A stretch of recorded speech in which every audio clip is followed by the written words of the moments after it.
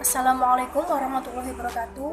Kami dari kelompok 8 yang beranggotakan saya sendiri, Fadila Lailatul Soleha, dan rekan-rekan saya. Yang pertama ada Siti Fatimah Anissa dan Adika Kurnia Sandi. Oke, untuk pertemuan kali ini kita akan membahas materi tentang mengevaluasi rencana-rencana dalam perencanaan pendidikan. Oke, langsung saja berikut materinya. Baik, materi yang pertama adalah pengertian evaluasi. Evaluasi adalah proses penentuan kesesuaian pembelajaran dan belajar. Evaluasi dimulai dengan analisis masalah. Analisis masalah merupakan langkah awal yang penting dalam pengembangan dan evaluasi pembelajaran. Evaluasi di dalam dunia pendidikan sering kita dengar dengan evaluasi pembelajaran, di mana tenaga pendidik dituntut untuk melakukan evaluasi terhadap pembelajaran yang mereka berikan kepada peserta didik. Meskipun evaluasi pembelajaran biasanya dilakukan di akhir pembelajaran, namun evaluasi dirancang sedemikian rupa dan disiapkan sebelum pembelajaran dilakukan. Jenis-jenis evaluasi. Jenis-jenis evaluasi ada dua. Yang pertama evaluasi sumatif, yang kedua evaluasi formatif. Evaluasi sumatif adalah evaluasi yang dilakukan untuk menentukan hasil dan kemajuan belajar siswa. Biasanya dilakukan dengan maksud membuat penilaian mengenai keseluruhan aktivitas dan program.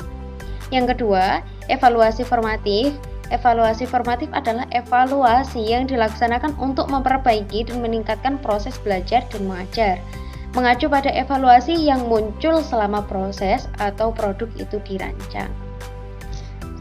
Lanjut, fungsi dan tujuan. Di sini ada dua metode. Yang pertama, metode formatif. Yang kedua, metode sumatif. Nah, untuk metode formatif memiliki fungsi dan tujuan. Nah, fungsinya yaitu motivasional dan juga korektif. Dan masing-masing fungsi tersebut memiliki tujuan.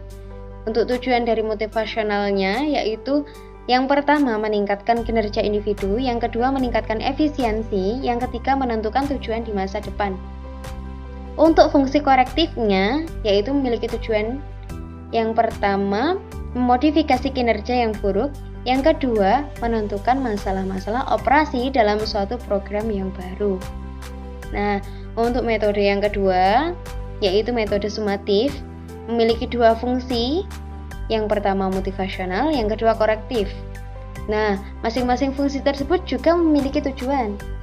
Nah, untuk tujuannya yaitu yang motivasionalnya yaitu menghargai kinerja yang unggul. Yang kedua, menentukan tingkat pencapaian tujuan. Yang ketiga, menjamin status. Misal status tersebut yaitu seperti kepegawaian atau kesiswaan. Nah, untuk fungsi korektifnya yaitu memiliki tujuan. Yang pertama, menghilangkan kelemahan dalam suatu program.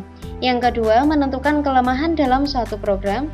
Yang ketiga, menentukan kebutuhan dan prioritas lembaga. Pentingnya evaluasi dalam perencanaan pendidikan. Evaluasi pembelajaran sangat penting dilakukan untuk mengetahui efektif atau tidaknya suatu sistem pembelajaran yang ditetapkan oleh tenaga pendidik.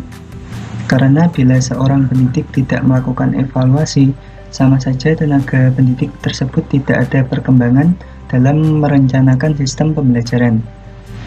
Sehingga peserta didik bisa saja merasa bosan dengan sistem belajar yang terus-menerus sama. Tenaga pendidik harus menciptakan inovasi baru untuk memperbaharui sistem pembelajaran yang akan ia tetapkan di dalam kelas, mulai dari materi, metode, media, sumber belajar, lingkungan, dan sistem penilaian. Dalam hal ini, evaluasi merupakan dimensi penting dari pendidikan.